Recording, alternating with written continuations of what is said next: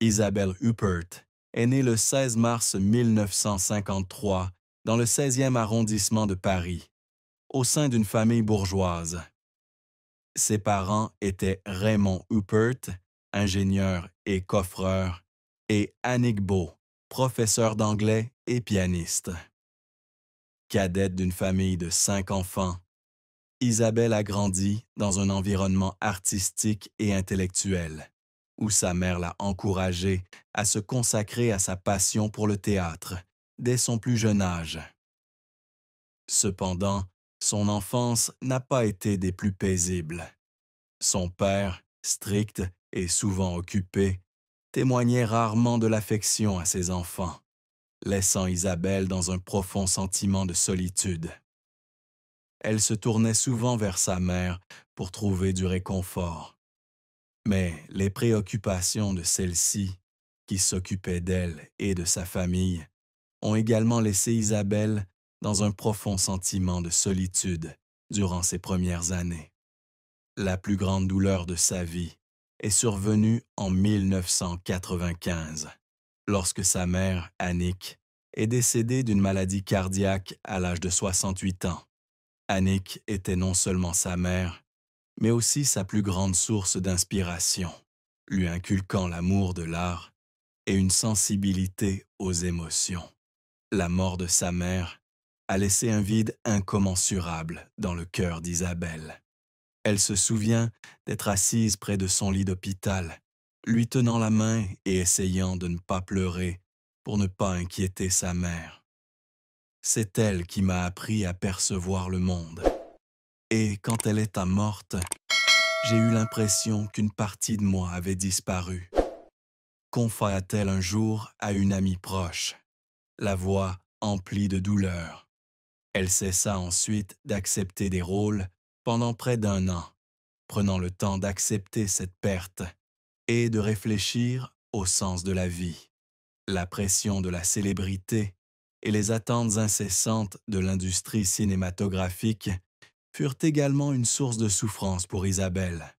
Actrice parmi les plus respectées de France, Isabelle a souvent été critiquée pour son choix de rôle trop sélectif ou pour être considérée comme inaccessible, en raison de son style de travail sérieux. Dans les années 1980 et 1990, alors qu'elle continuait à interpréter des rôles complexes dans des films de Claude Chabrol et Michael Haneke, elle reçut des critiques mitigées du public et de la critique. Certains la jugeaient trop froide ou difficile dans ses rôles, ce qui lui a valu un profond sentiment d'incompréhension. Je ne joue pas pour être apprécié, je joue pour raconter des histoires vraies. Mais parfois, je me demande si quelqu'un me comprend vraiment, a-t-elle déclaré un jour, le regard empli de tristesse. Isabelle a également eu du mal à concilier sa carrière et sa vie de famille. Mère de 3 enfants, Lolita, Lorenzo et Angelo, elle se sentait souvent coupable de ne pas pouvoir passer suffisamment de temps avec eux, surtout lors de tournages à l'étranger ou de projets de longue haleine. Il y avait des nuits où je restais au lit à penser à mes enfants et à me demander si j'étais une mauvaise mère, a-t-elle confié. Ses souffrances, de la perte de sa mère, aux pressions de sa carrière et à la culpabilité d'être mère, ont fait d'Isabelle Huppert une femme forte, mais aussi blessée, qui a toujours trouvé le moyen de transformer ses blessures en motivation pour continuer à avancer. Isabelle Huppert débute sa carrière d'actrice très jeune, avec son premier rôle dans le film Faustine et le bel été, en 1772, à seulement 19 ans. Son talent naturel et sa sensibilité sont rapidement remarqués, et elle devient l'un des visages les plus prometteurs du cinéma français. Sa carrière décolle véritablement à la fin des années 1970, lorsqu'elle collabore avec le réalisateur Claude Chabrol dans Violette Nozière, 1978. Son rôle de Violette une jeune femme qui commet le meurtre de son père lui vaut le prix d'interprétation féminine au Festival de Cannes, marquant ainsi une étape importante dans sa carrière. Ce film confirme non seulement son talent, mais aussi son jeu d'actrice emblématique, profond, subtil et empreint d'une profondeur psychologique. Au cours des décennies suivantes, Isabelle est devenue l'une des actrices les plus accomplies au monde, avec plus de 120 rôles dans des films de grands réalisateurs tels que Michael Haneke, François Ozon et Paul Verhoeven. Le film La pianiste de Haneke, sorti en 2001, a été l'un de ses plus grands succès. Son rôle d'Erika Kohut, une professeure de piano aux prises avec des conflits psychologiques et sexuels, lui a valu son deuxième prix d'interprétation féminine à Cannes et une reconnaissance internationale.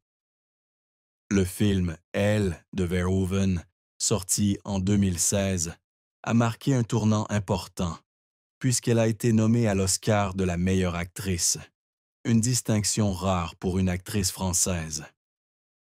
Cependant, la carrière d'Isabelle n'a pas toujours été de tout repos. Certains projets, comme La Porte du Paradis de Michael Cimino en 1980, ont été des échecs commerciaux, ce qui a exposé Isabelle aux critiques, la jugeant inadaptée à Hollywood. Un jour, après la première désastreuse du film, Isabelle a fondu en larmes dans sa chambre d'hôtel, submergée par les attentes irréalistes de l'industrie cinématographique américaine. Je pensais pouvoir conquérir le monde, mais j'ai réalisé que je voulais juste raconter mes propres histoires, a-t-elle confié à un ami proche. Les efforts d'Isabelle pour maintenir sa carrière lui ont également demandé des sacrifices. Elle a souvent travaillé sur des scénarios difficiles qui l'obligeaient à incarner des personnages complexes, de la mère qui a assassiné son enfant dans L'amour fou à la victime de viol dans Elle. Ses rôles étaient non seulement physiquement exigeants, mais aussi émotionnellement épuisants. Il y avait des jours où elle restait seule dans sa loge après un tournage, les larmes aux yeux, épuisée par les émotions qu'elle devait incarner. J'adore mon travail, mais parfois, c'est comme un coup de couteau en plein cœur, a-t-elle confié. Isabelle n'a jamais abandonné. Elle a continué à travailler avec de nouveaux réalisateurs, s'est essayée au théâtre et a même produit des films. Sa persévérance a été récompensée par plus de 50 prix internationaux, dont 2 Césars, un BAFTA et le titre de commandeur de l'Ordre des Arts et des Lettres. La carrière d'Isabelle Huppert témoigne de son dévouement et de sa passion. Un parcours fait de moments brillants et de moments douloureux qu'elle a surmontés grâce à son talent et à une volonté indomptable. Isabelle Huppert a épousé Ronald Chama, producteur et réalisateur franco-libanais, en 1982. Leur mariage a duré plus de 4 décennies, un fait rare dans l'industrie du divertissement où les relations sont souvent fragiles. Lors d'un rare échange avec une amie proche, Isabelle a révélé que Ronald était celui qui apportait de la stabilité à sa vie trépidante.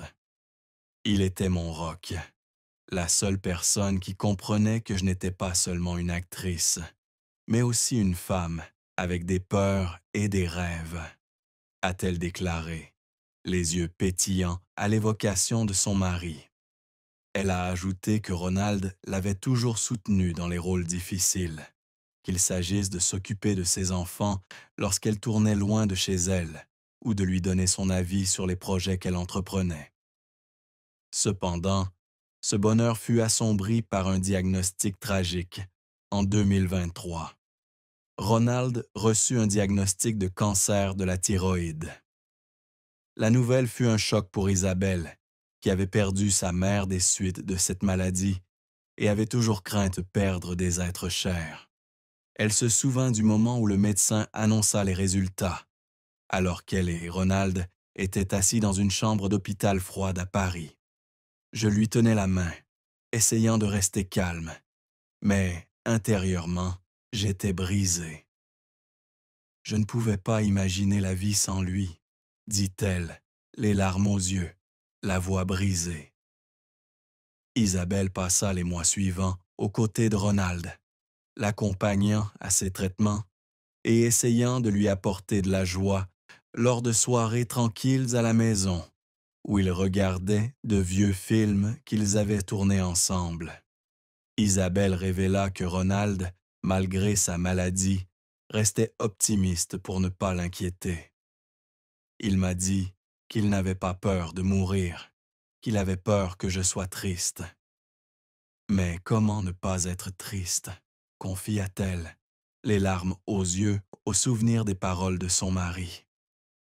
Ces moments, remplis de douleur et d'amour, ont amené Isabelle à revenir sur son mariage, réalisant que malgré les difficultés, Ronald était toujours la personne qu'elle aimait le plus et dont elle avait le plus besoin dans sa vie. Le dit mariage d'Isabelle Huppert et de Ronald Chama a duré plus de 4 décennies, jalonné de beaux moments et de moments sombres. Ils se sont rencontrés à la fin des années 1970, alors que Ronald était un jeune producteur ambitieux, et qu'Isabelle commençait tout juste à se faire une place dans le cinéma français. Leur lien est né d'une passion commune pour les arts, marquée par de longues soirées à discuter de cinéma et de théâtre. Ronald ne m'aimait pas seulement, il aimait mes rêves, a confié un jour Isabelle à une amie, la voix pleine de gratitude. Ils se sont mariés en 1982 et ont élevé 3 enfants, Lolita, Lorenzo et Angelo. Cependant, leur mariage n'a pas toujours été de tout repos. La carrière chargée d'Isabelle, avec ses emplois du temps chargés en tournage et ses voyages internationaux, l'obligeait souvent à s'éloigner de chez elle. Ronald, bien que soutenant sa femme, se sentait parfois éclipsé par son aura. Il y avait des jours où je rentrais à la maison et où je le trouvais assis seul, le regard rempli de solitude. Je savais que je passais à côté de moments familiaux importants, a confié Isabelle. Des disputes ont surgi, non pas par manque d'amour, mais à cause de la pression de concilier carrière et vie personnelle. Un jour, en 1990, alors qu'Isabelle tournait au Japon pendant 3 mois, Ronald a évoqué le fait de vivre séparément. Mais ils ont fini par se réconcilier grâce à leur amour et à leur engagement mutuel. Le plus grand point noir de leur mariage était la culpabilité d'Isabelle de ne pas pouvoir passer suffisamment de temps avec ses enfants. Ronald, père au foyer, devait souvent s'occuper de Lolita, Lorenzo et Angelo, pendant qu'Isabelle était occupée sur le tournage. J'aime mes enfants, mais je sais que je n'étais pas la meilleure mère. Ronald a tout fait pour que cette famille reste unie, a-t-elle dit, la voix pleine de regret. Pourtant, Ronald a toujours insisté sur le fait qu'il était fier de la carrière d'Isabelle et qu'il ne voulait jamais qu'elle abandonne sa passion. Isabelle est une artiste et je l'aime pour ça. Je veux juste qu'elle soit heureuse, a confié Ronald à un ami proche. Le diagnostic de cancer de la thyroïde, chez Ronald, en 2023, a posé un nouveau défi à leur mariage. Isabelle, épuisée par son emploi du temps, a refusé de nombreux rôles pour être aux côtés de son mari et prendre soin de lui pendant ses traitements. Ces moments, bien que douloureux, les ont aidés à renouer, leur rappelant l'amour profond qu'ils ont partagé au fil des ans. Je ne sais pas ce que l'avenir me réserve, mais je sais que je ne le laisserai jamais seul, a déclaré Isabelle, les larmes aux yeux en pensant à Ronald. Isabelle Huppert, forte de plus de 5 décennies de carrière, a amassé une fortune considérable, malgré une vie simple et sans prétention. Ayant joué dans plus de 120 films, des productions indépendantes aux projets internationaux, elle a gagné des millions d'euros grâce à son salaire d'actrice, ses contrats publicitaires et ses projets de production. Elle possède un appartement de luxe dans le 6e arrondissement de Paris, avec vue sur la Seine, qu'elle a acheté en 1985 et dont la valeur est aujourd'hui estimée à 5 millions d'euros. L'appartement, décoré d'œuvres d'art modernes et de souvenirs de sa carrière, lui offre un havre de paix après des journées de travail stressantes. Par ailleurs, Isabelle et Ronald possèdent une maison de vacances en Provence, dans le sud de la France, où ils se rendent souvent pour profiter de la campagne. C'est dans cette maison, avec son jardin de lavande et sa petite piscine, qu'Isabelle écrit ses scénarios et médite sur ses rôles. Elle a également investi dans plusieurs autres propriétés à Paris et à Lisbonne, où elle a tourné. Ces investissements lui procurent un revenu locatif régulier, contribuant ainsi à sa fortune. Isabelle possède une importante collection d'art, comprenant des tableaux d'artistes français contemporains et des souvenirs de ses films, comme La robe rouge de Elle et Le piano de la pianiste. Elle possède également une collection de livres rares, principalement de littérature française du XXe siècle, témoignant de sa passion pour la lecture. La fortune d'Isabelle est estimée à 20 millions d'euros, un chiffre impressionnant, mais à la hauteur de sa longue et fructueuse carrière. Isabelle, cependant, n'a pas toujours été financièrement solide. Dans les années 1990, elle a investi dans un projet de théâtre indépendant à Paris, mais celui-ci a échoué, lui coûtant une somme importante. J'ai appris que l'argent ne fait pas tout. Ce qui compte, c'est ce que l'on laisse derrière soi grâce à son travail, a-t-elle déclaré un jour. Son style de vie simple, avec son penchant pour les promenades dans Paris et la cuisine maison, reflète une femme qui valorise les petites choses plus que la recherche du luxe.